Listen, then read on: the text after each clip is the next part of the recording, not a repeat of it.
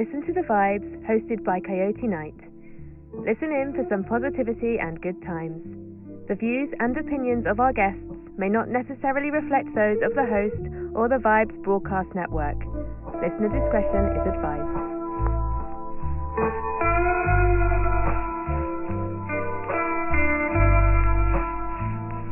Well, hello, everyone. Welcome to another episode of Listen to the Vibes. I have here Mr. Eriq Sabin, right? Did I say that right? Yes, sir. Yes, sir. Whew, I got it. I got it. Yes. Crunch. You got the Cheetos. Hey, you know, I couldn't get a Black Panther shirt, so I brought my Cheeto shirt because I know my man passed away not too long ago. Yeah, I couldn't get a Panther shirt, so I did get the Cheetos. Some people are going to get mad because I did that. I'm like, no, listen, I understand. it's not easy being cheesy. No, it's not. That's right. That's right. You're wrong. So, Eriq, Yes. let me hear your story. I want to know where you were born and raised, all the good things you used to do as a kid, all the fun stuff. Okay. I can do that. Give me a history. I can do that. All right, let me start off like this. In West Philadelphia, born and raised on a playground is where I spend most of my days. I'm dead serious. The Fresh Prince stole my story. I don't care what they say, Kyle. He stole my story. Will Smith, I grew up with him and Jazzy Jeff. He got mad at me because I was dating Yvette. Dear Yvette.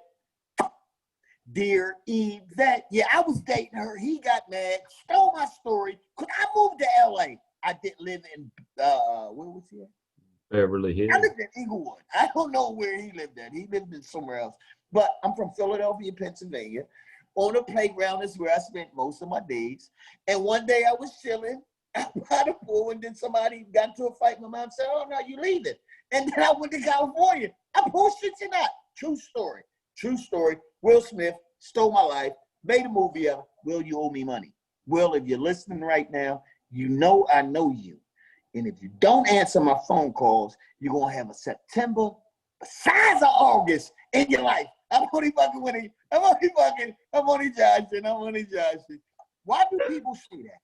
Why do people say I'm only joshing? Who the fuck is Josh that only does shit like that? Josh, you need to stop doing this shit because they're giving you a bad name. All right, then, where I'm from Philadelphia, all right? I was born and raised on the playground is where I spent most of my days. I would already been through this. I told y'all that twice. So if you don't remember where I say I'm from, you weren't paying attention.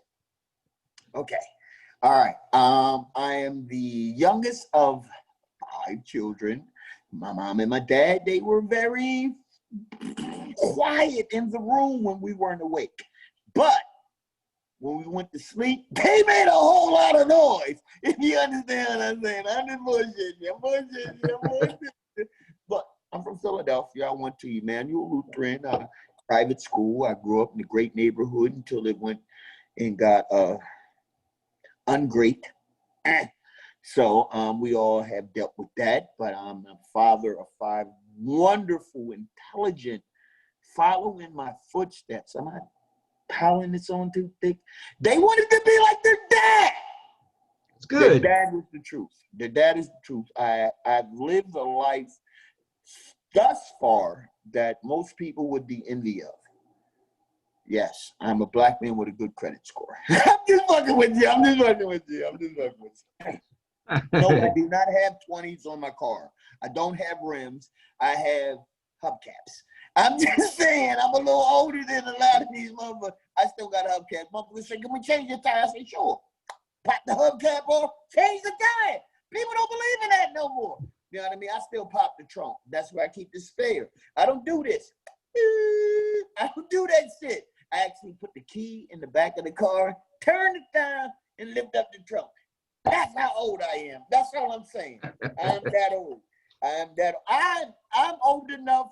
Fred Flintstone was still stopping the car with his feet. Do you understand what the fuck I'm saying?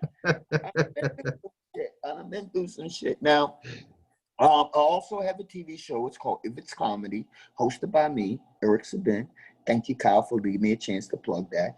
I believe in 7 streams of income. 7. You see that, right? I know I have large, small fingers. Can you have large, small fingers at the same time? That's like wearing a long sleeve, short sleeve shirt. I don't know what the fuck that is. You ever seen somebody with a short sleeve shirt that come down to here? That's a long sleeve shirt that's just cut too short. You have been to Foreman Mills. I'm just saying. Foreman Mills will send you some awkward ass shit. What was the question? Who am I? All right. This is who I am. This is me all day, every day. People love what I do because I do what I love. I know a lot of times I don't get caught up in semantics. That even sounds like a word that's not American, semantics. You can't even say semantics with a straight face. Can you say, well, listen, that's just semantics? It don't even sound right. You got to go, semantics. It sounds more intriguing that way. Semantics. Now, you know people are actually going to see this here, and they're going to be talking about, you're just talking semantics. And they're going to do that. They're going to do that in a normal conversation. They're going to be like, well, listen, man, I took a right on the 74 and the 45, and I got off the X-way. Then you said you want a McDonald's and you want a Burger King. But you know what you were doing? You were just talking semantics. That's what they're going to do. Cow, that's what they're going to do. All right. I left off at the intelligent part of this conversation. I'm the youngest of 5 children. All my life, I wanted to be a comedian and a chef. I do 2 things in my life.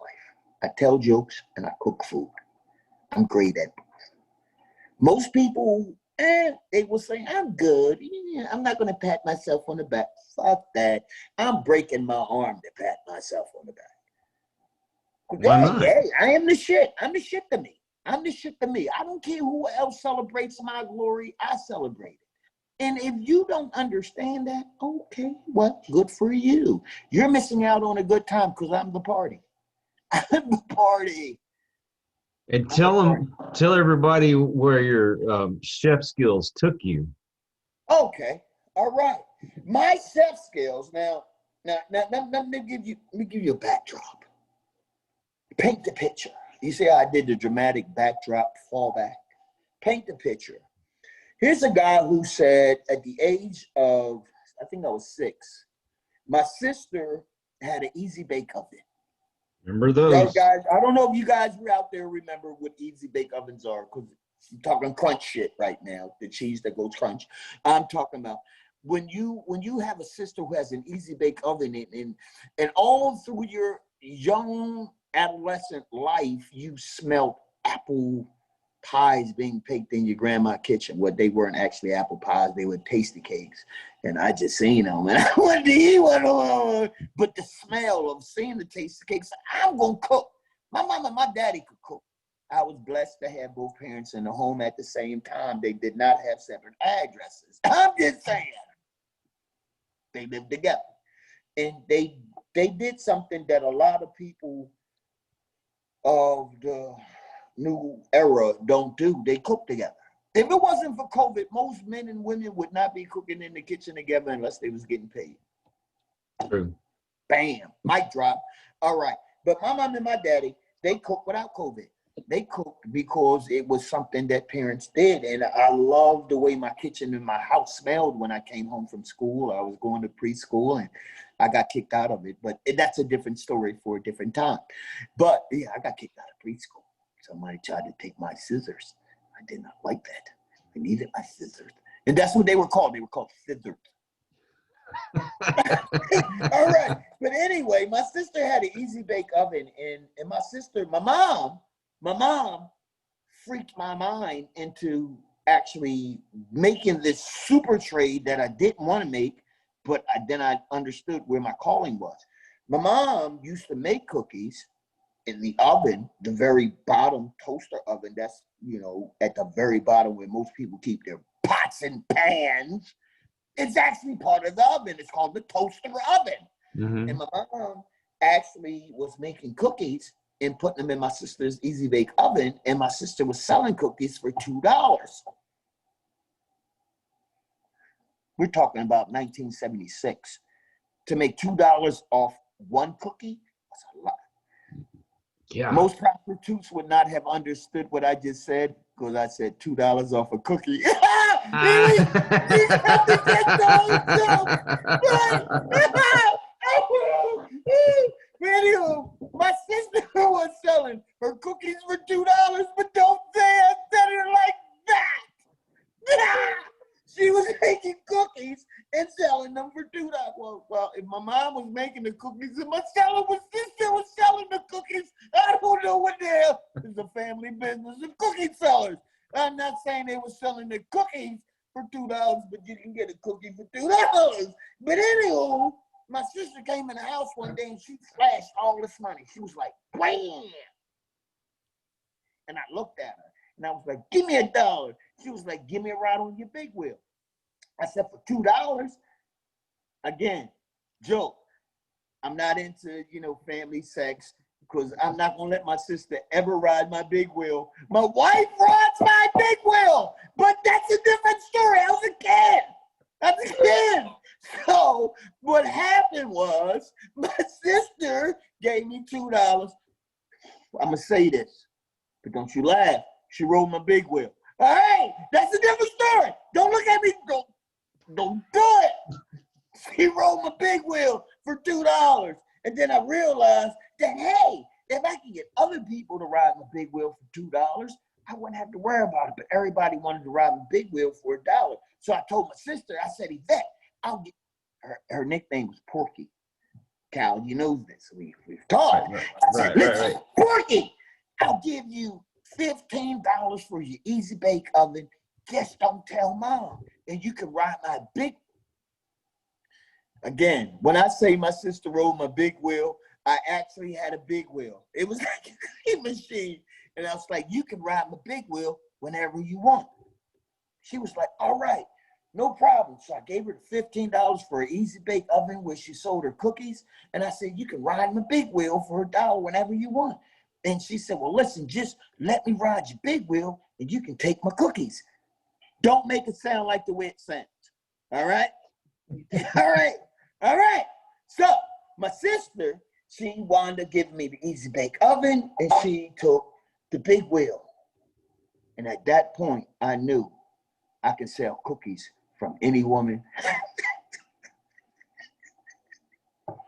I can sell cookies out the Easy Bake Oven. And that's when I fell in love with food.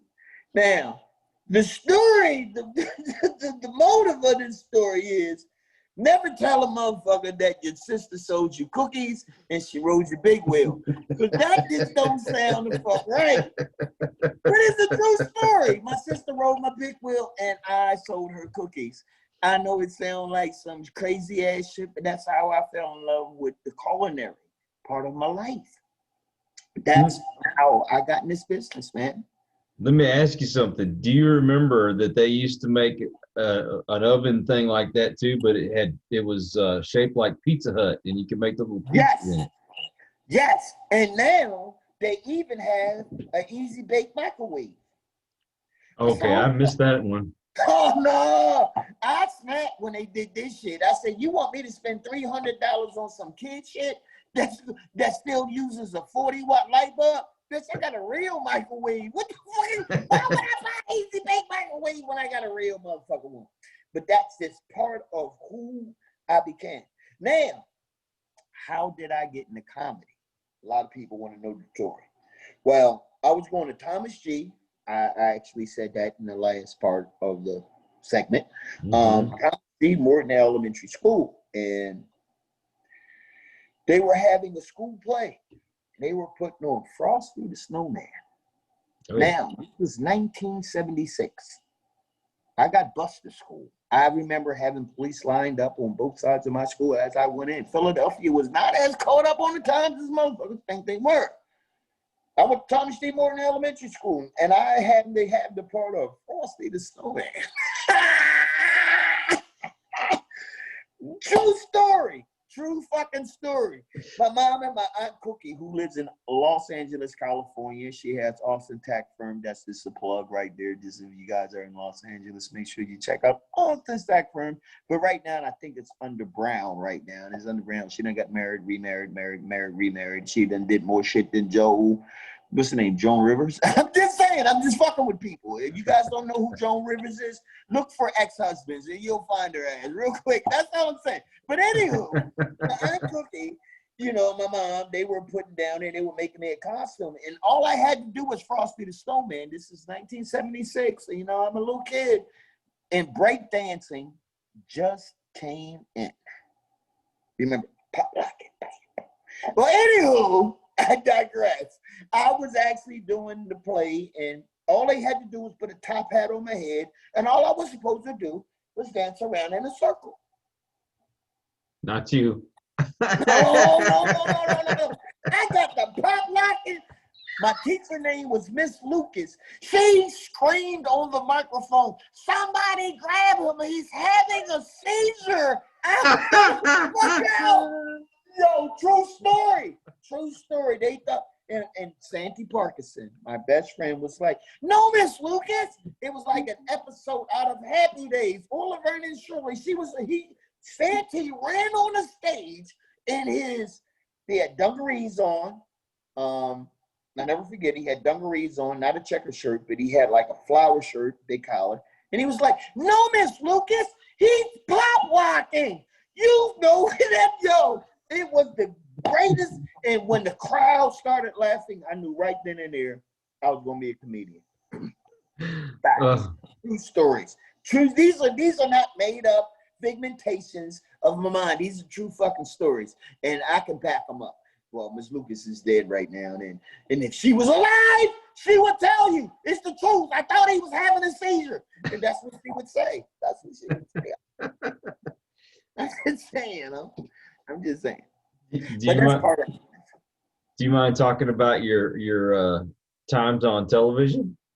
Oh, television has been. TV is crazy. TV is you get the chance. I don't want to say fuck up because I don't want to use profanity as I talk, but if I can be real, there's no retakes in real life. So television, I need people to understand something. Television is not real. It's make believe, even if they say, "Well, we're doing a live," bullshit. They will tell you lies. And I'm not saying lies as in false truth. I'm saying lies that they done took 15 takes to get it right. Lies. What they wrote as a script is real, but in order for to get the emotion and all that shit out, and then you notice I'm looking right at the camera and I'm not like Kyle. I want people to understand what I'm saying. I've had an opportunity to be on it, and they was like, "Eriq, that was a good take. Eriq, that was great, but could you do it again with less emotion?" I'm like, "What the fuck? My pop just died, bitch. What the fuck?" They was like, "Can you be more gangsterish?" I never heard that shit a day in my life. "Can you be more docile?" I don't know, what the fuck are you talking about? Now, the objective of being on, now I've been on some great shows. I'm not going to say that those shows had anything to do with what I just said, because they didn't. What I am going to say is that when you're on television, you have to come across as this here actor. That was a long dramatic pause. If anybody didn't catch that, that wasn't my Denzel or my s'mores. I said it was supposed to be a s'more, but I said s'mores like chocolate. I don't know what the fuck. But the bottom line is, television has been fun. I've actually been on a Thelma Martin Connolly TV show, which was awesome. I've had that opportunity to do some great movies. I've been Mama Knows a Lot, Grandma Knows Everything, Daniel Fordham's film. I can't remember right now. He's probably going to be mad at me, but Daniel, you got a plug. You are the greatest director that I've ever met in my whole entire life. And I'm not saying that because you went up against Scorsese, but what I am saying is Daniel has done his thing. He did Reunion. So there you go, Daniel, Reunion. My very first film I've ever done. I played the old guy by the name of Uncle Mudbone. And Uncle Mudbone, Mudbone, that was his name. And he actually had his collar broke because he got chased by a bear. And you imagine a 36-year-old guy playing somebody 60? I mean, I had the hat, the beard, the whole. I was like, let me tell you something. I'm trying to tell you. See, I was standing there on my night business now. Then I seen a bear. A bear came along. Yeah, I did the whole time. Then it was awesome because it got me an opportunity to be an adult and be a kid at the same time. And we don't really get that, you know. That's what actors are. Actors are adults who get actors, I believe, have multi-personality disorders because you can be 50,000 people. You don't know if you in character or not. I mean, did that shit. I remember one day, I was doing it was called, it was a play, The Rapture. Ah, shit. I couldn't remember. It was called The Rapture, and I played a preacher. And I was in character so much, and you know, the preacher always preached about everything. And I remember one day, me and my wife, we were going to McDonald's. Come on, you bastard! Oh, I'm back. I'm sorry. I said, okay. I opened up the case. I didn't know what the fuck this happened. Scared the fuck out of me. I was like the Rapture. And then I opened the case and shit went black. I was like, God, I'm only telling jokes. Anywho, I was playing a piece in a play called The Rapture. And I had to say some stuff that I didn't personally agree with. But I got caught in character. You know, you ever get caught? You ever be angry because somebody cut you off, go to McDonald's and go through the drive-thru and then start cussing out the people taking out your order for no reason? I got caught in capture. I got caught in character. I went to McDonald's and they was like, excuse me, sir, can I take your order? I was like, Yo, the lady looked at me like, what the fuck is wrong? I like 2 roast beef patties, special sauce, lettuce, cheese, pickles, onions, on a sesame, super salad. The lady looked at me like, what the fuck is wrong with this guy? But I was couldn't help it. Couldn't help it. I did not know what to do. But I got my award for that show. I got my award for that play because I became a pastor who was obsessed with McDonald's. I'm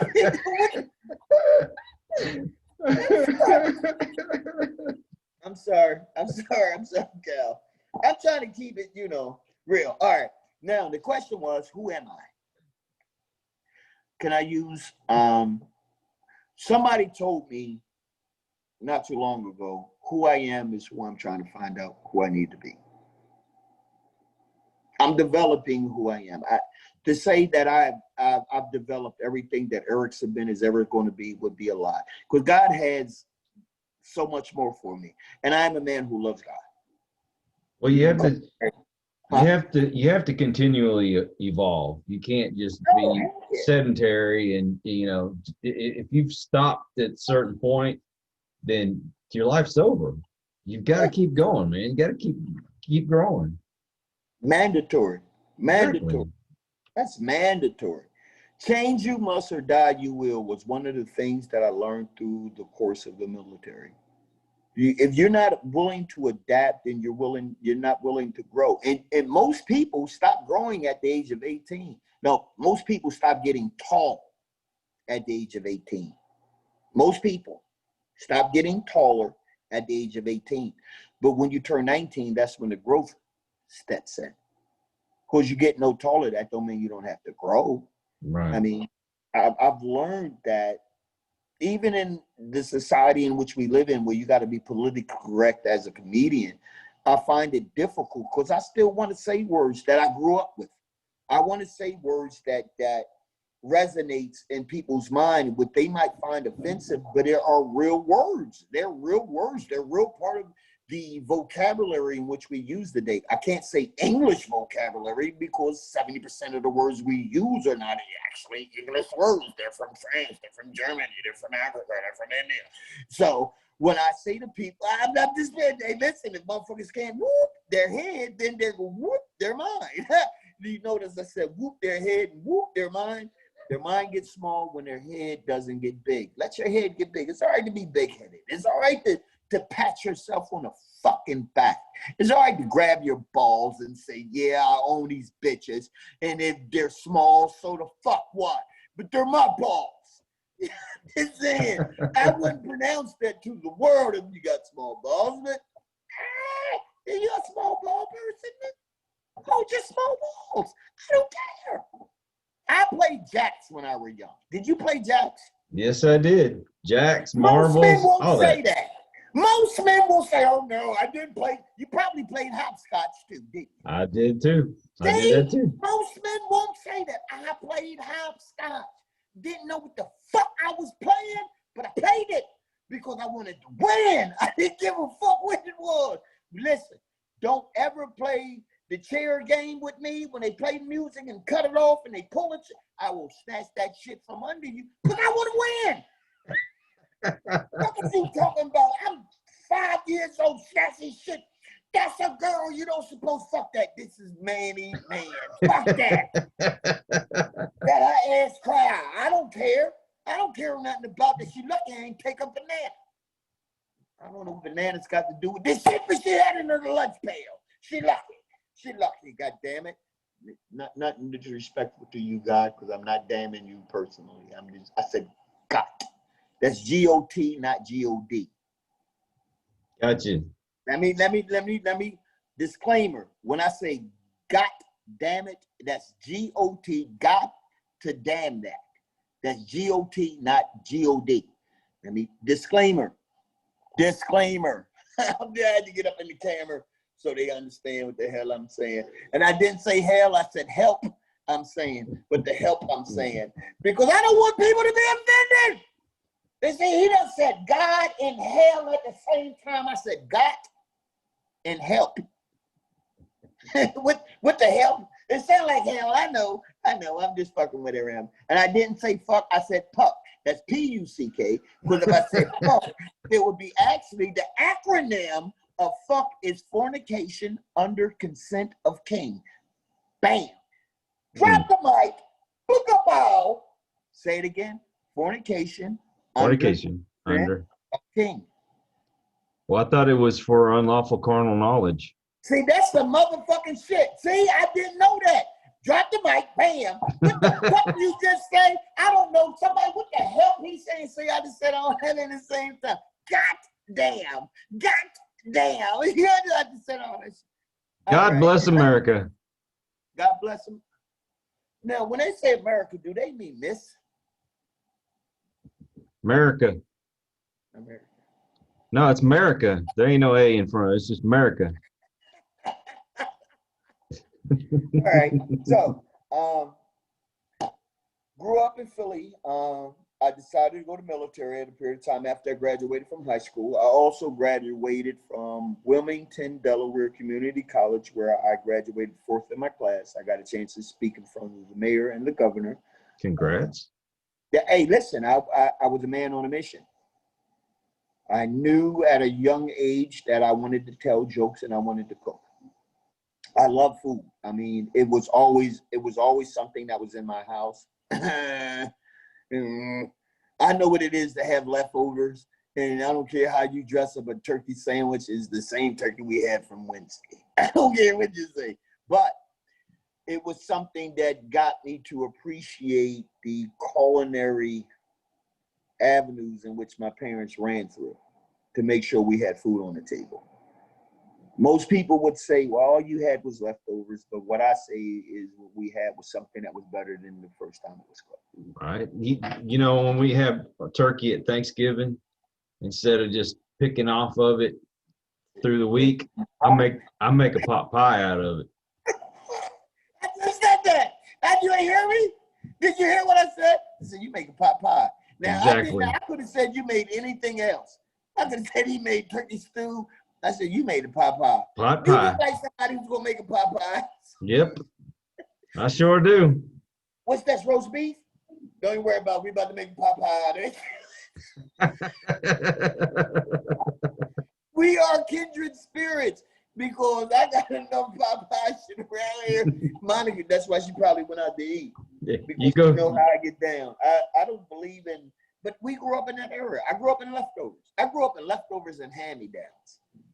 A lot of these kids today, new millennials, dare I say new earthlings, they believe everything they need to wear should be funky fresh. Now, for people who don't know what funky fresh is, that's a word from the 90s. I said funky. That don't mean your ass is going to stink in some new clothes. That ain't what I'm saying. What I mean is funky. That means it's hitting, it's lit. Now, when I hear lit, I think electric bill. I'm showing my... When somebody say we lit, I'm like, turn out them goddamn lights. You ain't lighting shit up in here. Turn out them lights. Don't say lit my house. I'm thinking electric bill. I'm just telling the truth. I'm saying how old I am my parents' child. I am my parents' child. My children run around this house. I be like, y'all better turn out them lights. They be like, Dad, I can't see to go to the bathroom. I said, you better get a motherfucking light put on your head. Put that little bitch on, put some AA batteries in the back. You hit that bitch up in like a coal miner. Walk your ass to the bathroom. I don't believe in night lights. What the hell was I just talking about? We went from pot pies to I'm sorry, man. I'm sorry. To nightlight. Nightlight. All right. So when I think, say that one more again because I forgot again. That's well, we were talking about pot pies, and then you. Oh God! How the hell I get from pot pies to nightlight? The nightlight. I have no motherfucking idea. But them two things go together with me. So pot pies. So all right, the pot pies, the dough. Then I said the nightlight. I don't know what the fuck I'm talking about. I need to let me regroup. Let me regroup. I make pot pies too. You see how I just jump back? Bam. I make pot pies too. Them goddamn kids is this, they getting on my nerves. You know what I mean? Because we are living in a crisis right now. And I don't mean crisis is bad. I mean crisis is worse.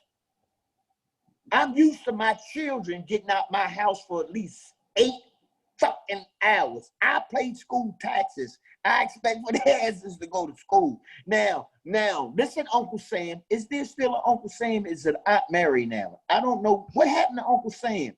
Where the fuck is my uncle at? Uncle Sam, let me tell you something. You looking at me, Uncle Sam? I'm going to tell you something. If I see school taxes on my shit next year, I'm going to fuck y'all up. Because they ain't going to school. They Exactly. in the house. School taxes is paying for a building, not for the teachers to teach, because y'all got a government budget for them to teach. So why you gonna charge me school taxes? That's for a building. We ain't using the goddamn building no more. So this is what you need to do, Uncle Sam. You need to give me back some more money. My shit, political drop, mic, bam. I don't know why I keep dropping the fucking mic, because if I keep dropping the mic, the bitch gonna break sooner or later. We gonna be fucked up. I have to agree with you on that one. They ain't gonna use the building. Well, we got to pay for it. I hope they didn't. And I'm not endorsing any beer, but it's if they charge me school taxes, we're gonna have a problem. We're gonna have a problem. All right. Then at the age of 4. Wait, okay, now we went from like 8 back to 4. You see? All right. Growing up in Philadelphia was real simple. I'm telling a lot of jokes right now. And this is for anybody who hears this. This guy right here named Kyle, man, he is awesome, man. Coyote is the truth. Thank you. Thank you. He keeps it, he gives you a platform to utilize the gift or the talent that God has given you to make not yourself, but the people who come in contact you better people. Make a difference. Be a good, bad, or indifferent. Be a good, bad, or indifferent. Let me say that in all jokes aside. I know we've been doing, we've been doing a lot of laughing tonight, and then a lot of joking, and a lot of, so far I haven't really gotten to my story, but I thank him for an opportunity to share, for him to share his platform with me. I can talk about my TV show, which I really don't want to talk about. It's a TV show. It's called If It's Comedy. You check it out. You do, you don't. But what I do want to talk about is the next step of greatness. I was 16. And I knew every fucking thing. You're the next step of greatness. I was 16. I knew everything. And there was a song by a guy by the name Ed Sheeran. Remember Ed Sheeran? He said, Yes. once I was 7 years old. Remember that song? Once I was 7 years old, my mama told me. Keep going, keep going. Sounds familiar. See, that's the only part I can remember because it did not go that way for me in my life. Same scenario, different song. You ready? Here you go. Once I was 7 years old, my mama told me, you better grab this broom, go upstairs and clean that goddamn room, because I'm tired of it looking like a pigsty. That's how that shit. Yo, it was a big, big world, but she was even bigger. Take out the trash, I whip your ass, you better eat this dinner. It was different for me. It was different. Once I was 16 years old, you know what my daddy said? Once I was 16 years old, my daddy told me, you better put this condom on, because if you get any girl pregnant, I'm going to whip your ass. It was a thick, thick world, but he was even thicker. Checking his change and marking the line on the bottles of liquor. Now, this is how I grew up. Do you understand what I'm saying? It was different. It was different because I was 16. I knew everything. And then I became 20 and I became a dad and life changed. I had the responsibility of taking care of other children, you know, and it was different. It was different. It made me turn into the person who wanted to be greater. I decided to go in the military. I decided to get my life together. I decided to be great. And then I don't know where I was or when it happened, but somebody gave me an opportunity. And I've shared this with you and I'll share it again. Most people don't need money. They don't need to be re-educated. What most people need is an opportunity. Yes. You give somebody an opportunity for them to show their skills and their gift. I'm looking at you. Somebody gave you an opportunity. Even if it was you who gave you an opportunity, you got out of your way. Regardless of what made you get out of your way, you did. You decided to step aside and said, let the real me come through. Because there could be 1.6 billion different versions of you, because that's how many sperm cells are ejaculated when you became who you are. But you were the strongest sperm cell that broke the egg. You were the best version of you. And people haven't been told that in a long time. Everybody says, if I could read change, if I can do things different. You're the best version of you. Embrace it. Live it. Make it come out to be. I don't want to go to the grave and say that every gift that God has given me that I didn't utilize, because I'm not concerned about the people around my coffin. I'm concerned about the gifts around my cart and said, damn, we got to die now because you never used us. We got to give up our life because you never decided to stretch further. That's the worst feeling in my life, is to die and have every gift and every talent that God has given me lined around my coffin and saying we never been used. The people will mourn me and forget me in 3 months. The moment they stop saying your name is the moment you die again. Mm-hmm. So I'm here today. If I say anything tonight, any joke, anything that inspires you to be a better version of who you are and be the change in life that people want to see, first look in the mirror and see it in yourself. That's who I became. That's who I became.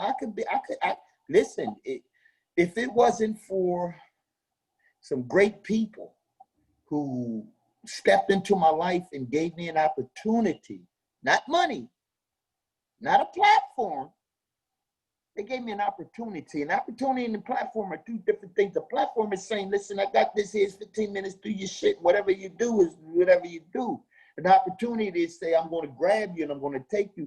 I'm going to take you from stage 1 to stage 2 to stage 3 and stage 4 and stage 5. And I've taken you as far as I can take you.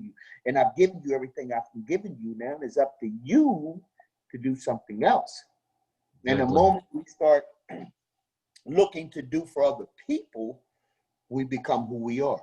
Now, that being said, not said, but said. You heard what I said, said. I'm still trying to keep it urbanically correct. E-correct. That's E-language, you know, E-correct. I stepped into the age of 25 and I was in Fallujah, and I seen a group of 76 people huddled in a pit, and it was me and 7 other guys, Santi Parkinson, and we said, as a military man who was a Marine, and we said, well, listen, we have to do something about this situation. And we called back to our commanding officer, and our commanding officer said, well, what you need to do is just leave them where they are. And I couldn't. Because I remember living in a neighborhood that didn't have nobody who wanted to come back and help them.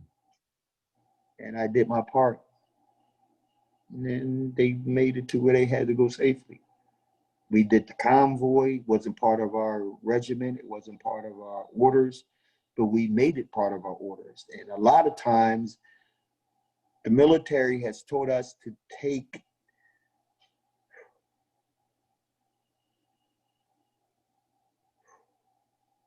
your time, brother.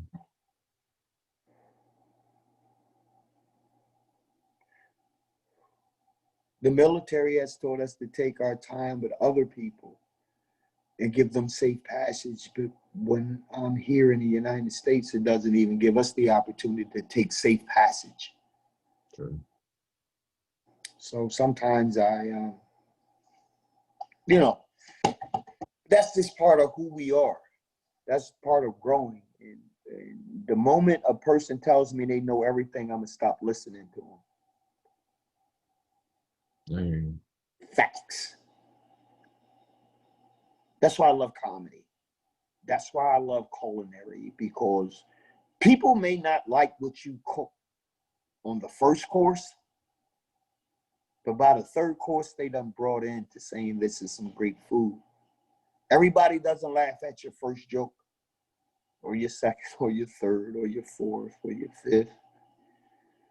But somewhere down the line, laughter is contagious, and they buy into the process of just having fun, just wanting to enjoy themselves, just wanting to escape from all the monotony and bullshit that we go through on a daily basis. Yes.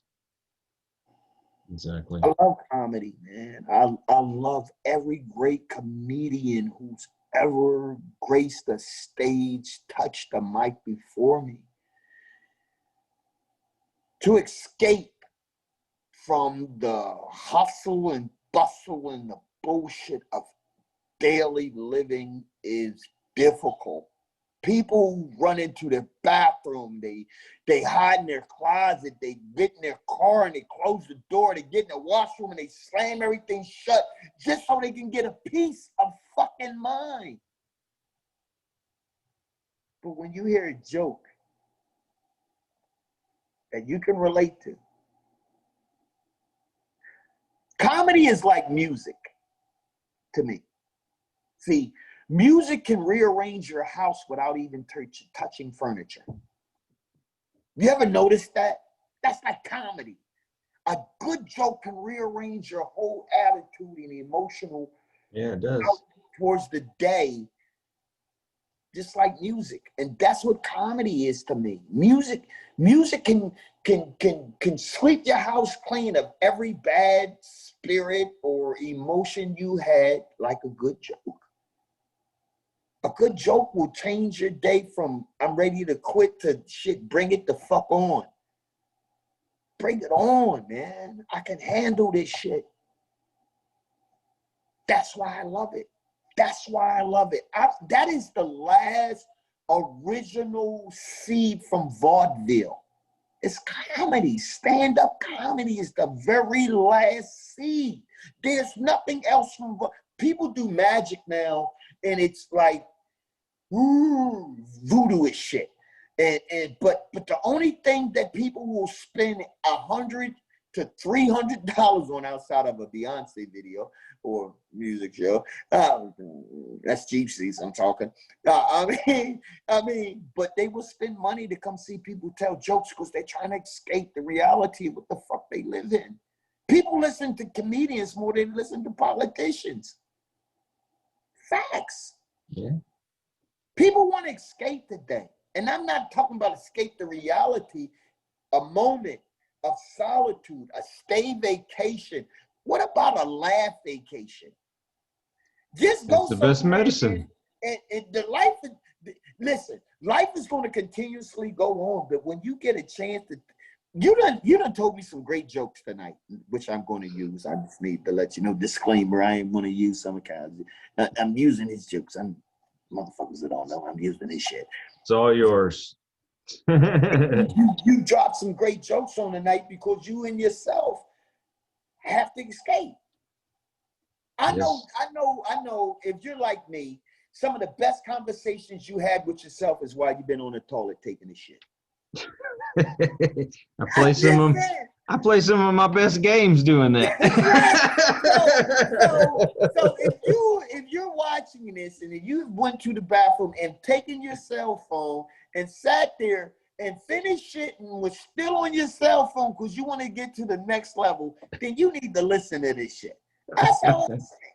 Because I know many people have done it. Because we're living with what? COVID. We're living with racism. We're living with who we're going to have as the next commander-in-chief of America. We don't, listen, get out of that. Get out. Do your diligency, your due diligence as a patriot and vote. I don't give a fuck who you vote for, vote. That's number one. Number two is get the fuck out of that shit. Get out of it. When was the last time I'll say this again. When was the last time people actually sat down and cooked with their husband and or their wife and had a meal with their children?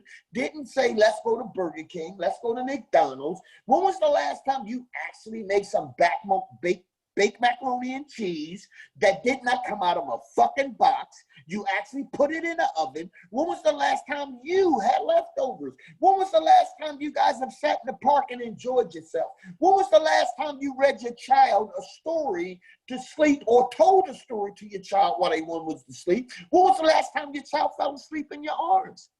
When? If it wasn't for COVID, a lot of motherfuckers would be missing out on this shit. You had a systematic society raising children, and now we got a chance to actually be parents again.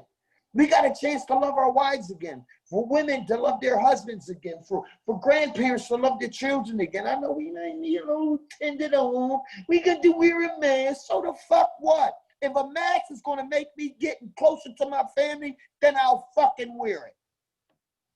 When was the last time we had this shit?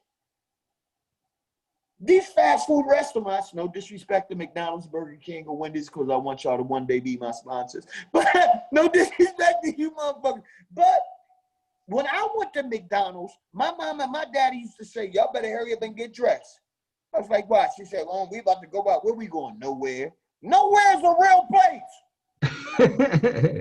The first time my mama told me she was taking me to nowhere, we wound up at McDonald's. Nowhere has McDonald's. Nowhere came out of McDonald's. And we wore suits. We got dressed to go to nowhere.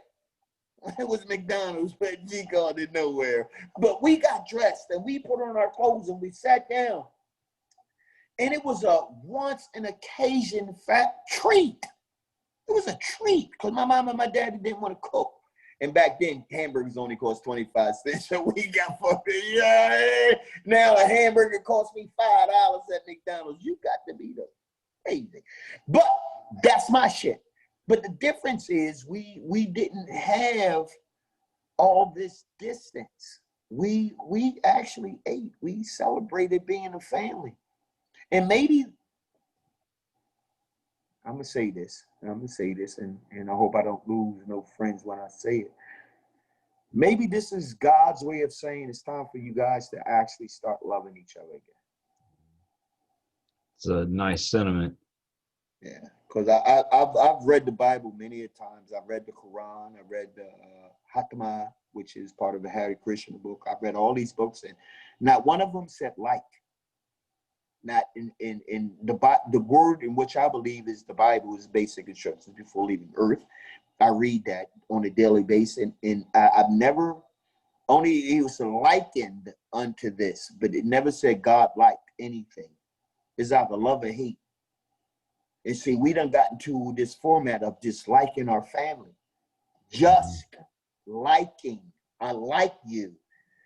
God said, I ain't never said nothing. You better love that person. I mean, you get this like from who? That's some human shit. That's not even soul. That don't come from the soul. Human is the flesh. Soul is the spirit. So if your soul is love and your flesh is like, flesh ain't coming in. I digress. I don't went somewhere else. But that's just me, who I am. So and that's a little deep for some people. And then people like, damn, I ain't know you was that deep. Man, I'm as deep as a river that ain't got but 3 feet in the soft sand sink. Now, most people wouldn't understand what I just said. I'm 3 feet deep with a soft sand sink. You know what a soft sand sink is? Tell me. Hole. It's a black hole. A soft sand sink is a black hole. It means it goes on for infinite time. Soft sand, quicksand. Quicksand has no bottom. Soft sand sink. That's what it was called. They call it quick, but you go slow. I don't know why they call it quicksand. You be like, help me for 5 hours. Oh, stop moving, man. Yeah, you on your 8th hour talking about, I don't know if I can move. Soft sand sink. So I'm as deep as a black hole, man. I want people to realize that there's so many facets of who I've become. And I thank you, man. I thank you for this platform. I thank you for this opportunity. I thank Eriq Higgins. Salute, man. I thank him for making the connection, because you have some great things going on in your life, man. And I appreciate you for who you being, who you are with the platform. Well, I appreciate you. I mean, my life has been enriched because I get to meet people like you, and everybody that I come in contact, that I get just a little piece of them, which enriches my life. And there are thousands of people who would testify to my character reference and witness of everything that I say to be true. Like this guy, when all right, and this may sound fucking corny, but when I met he was on Different Strokes, Todd Bridges. Todd Bridges, yes. I met Todd Bridges before he went to Different Strokes. Really? Before, yeah. I met him before he became an actor and all that shit. You know, and a lot of people look at me, was like, and Todd would say, it's like, you know, I know Eriq. And when we did a comedy show at DC Productions. And when he came up there and they told him that I was going to be doing comedy, Todd was like, Eriq Sabin? They was like, yeah. Todd was like, I fucking know him. I fucking know him, man. He's like, that's one of the coolest dudes I've ever fucking met in my whole entire life. Pretty cool dude. And this was before drugs. Before the show and all that shit. And he still remembered me. And it was through conversation like this, because when I got shot in my head, because I got shot before I went to the military. I told you, I already was in the deferred entry program. I got shot when I was still in elementary school. I mean, junior high school. Yeah. I got shot in the back of my head in the store. And a lot of motherfuckers was like, well, Eriq, you're not gonna go, you're not gonna be this, you're not gonna be that. I had to learn how to walk again, how to talk again, blah, blah, blah. But however, God had something different planned for me, you know. And I figured people were going to remember me and watch me through the course of my life, you know, not just because of who I am, not just because of the color of my skin, just because of the character in which I display. I'm animated. I am one of those guys who is not going to make a big scene, but I'm going to make a scene big. I don't take little strokes in life as something that's just to be non-rememberable. I want you to remember me. If I have 2 lines in a script, you're going to remember those 2 lines. You're going to remember those 2 lines, because I want you to remember me. And I'm not just talking about in the script of a movie. I'm talking about in the script of life.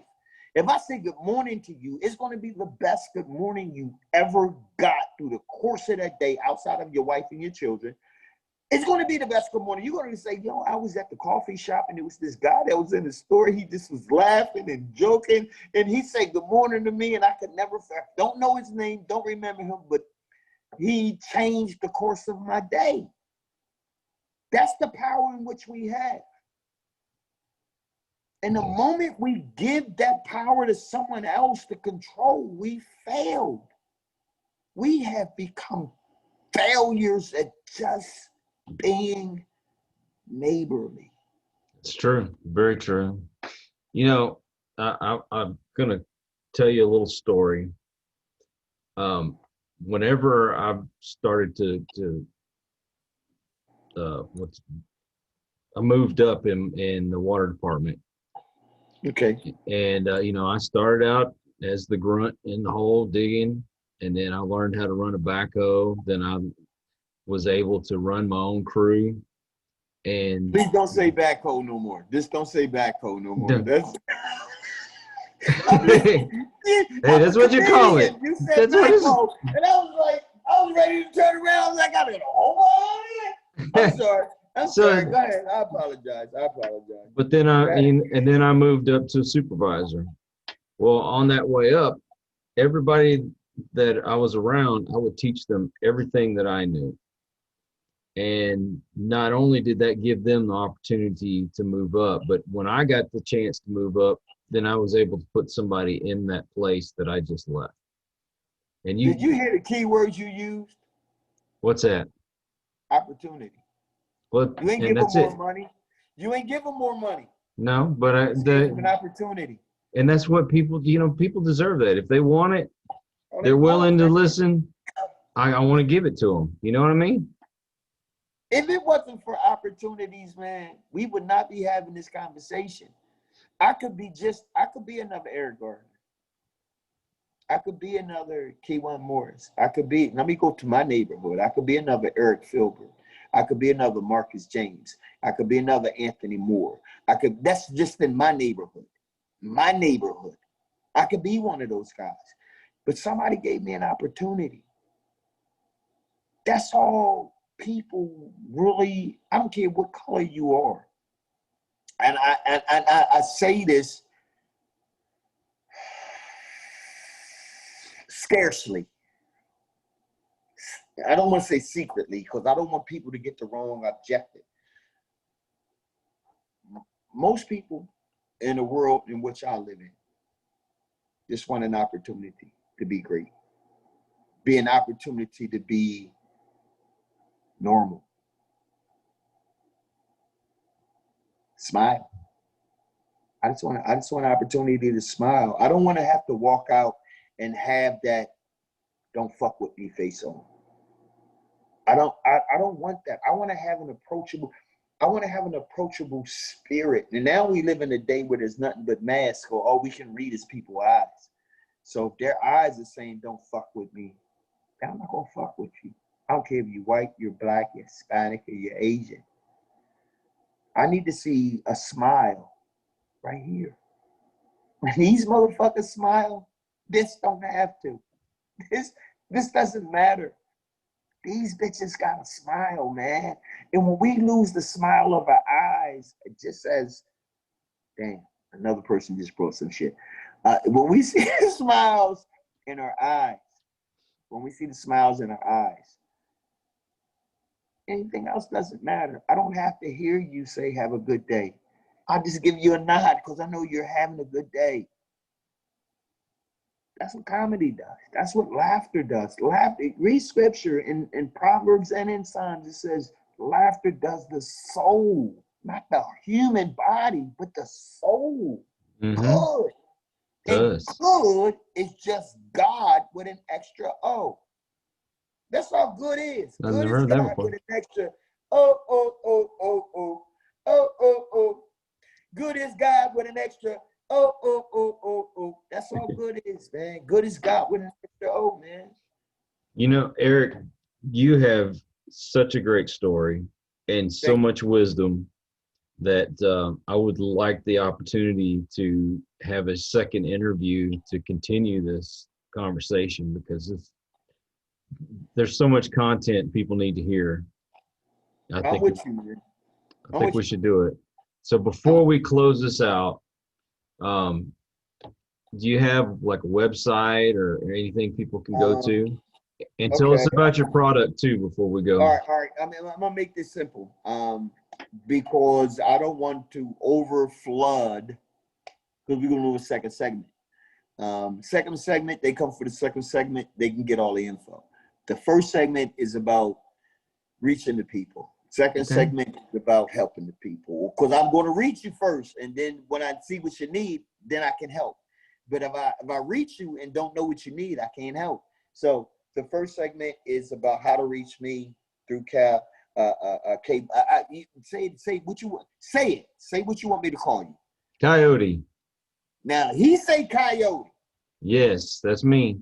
Since the day I was born. Coyote. Now I'm gonna call him K-Save. S-A-V-E. K-Save, aka Mr. Coyote, aka K-Save. Why do I call him K-Save? All right. Because the Coyote seen, activated, victorious exodus. Now, that means he gave everybody a way out. Exodus means a way out. I'm sorry. I know what I did. I gave an acronym for save because that's what I seen. He seen, way, victoriously, exodus. He's seen a way for me to victoriously exodus out of a bad place. I thank you for that. Oh man, it's been my pleasure, man. This has been an awesome interview. We've been talking for guys. Listen, we started this conversation at 6:30. For those who don't know, and I'm gonna let them know, we started this conversation at 6:30, and the reason it's lasted that long because when you have great people who want to do great stuff, I got confidence, constituents, and comrades. I got those three. Constituent is somebody I can actually tell them what the fuck is going on. That's you. A comrade is somebody who agrees with me because they have their own agenda. You know what I mean? I hear you. Virginia, once it's over with, they done with. And what was the other one? If you remember. Constituent, comrade, confidant. Confidant, there you go. It's more important than a constituent because a confidant, I can tell my dark shit to, my struggles, and I done told you some of my struggles. So you're not a constituent, you're a confidant. Thank you. I done confided in you about some shit and some goals and some opportunities in which I think we both can actually become greater influences on a positive aspect in our platform in which we both seen or agreed to achieve to. So that's what you are. You are definitely a constituent. You're not, excuse me, you are my confidant. Confidant. You only allow 3 confidants in this world, man. You are. Some people go from confidant to constituent, but in what you have shared with me has dropped my guard. I've never had my guard dropped, outside of a female trying to suck my dick. I mean, emotionally. I'm not trying to say you anything like that. You done grabbed his earphone. Like, what the fuck did he just say? No, but that's how they drop your guard. Did I hear that right? Yeah, you got it. Yeah, but what you did was you revealed to me who you are as far as a person that wants a change in our world, not just in America, but we gonna do some fucked up shit. Well, we want to change people's hearts. That's the main thing. People's Drop hearts. Drop the mic. Somebody dropped the mic just now. I mean, you just did it again, man. And this is the difference between what's real, what's fake, who's real, who's fake. How many clones do we really have out there on television? Because these motherfuckers have signed their souls away. I don't care if you sign your humanity away, but don't sell your soul. Too many clones. The same, you get the same content wherever, it doesn't matter what channel you're on. The same content. Same shit. They don't care. But I appreciate you. I appreciate you, man. Again, Tarek, yo, if you looking at this, man, yo, Tarek, man, Mr. Higgins, Mr. Giggles, Tarek's the man. all that good shit that you are. And listen, bro, I appreciate you for sending K my way, Kyle, Coyote, K-Save, my way, for making a true difference, man. That's my wife. I got you. Well, you know what? We're going to end it right here. I just hung up on her. She'll be all right. We're going to end it right here, and we're going to schedule for the next segment. And I want everybody to tune in. And truly, I appreciate everybody that watches and supports us. And you've stuck by me. You're making this show great. I've got people like Eriq that come on that, you know, I can't see how you wouldn't touch somebody's heart with the things that you've said. What's up? We're going to end it right here. Thank you, everybody, for joining, and we'll catch you on the next show. We hope you enjoyed this episode of Listen to the Vibes. You can catch us on Buzzsprout or wherever you listen to your favourite podcasts, and on YouTube. Follow us on Facebook at The Vibes Broadcast Network and on Instagram at The Vibes Broadcast.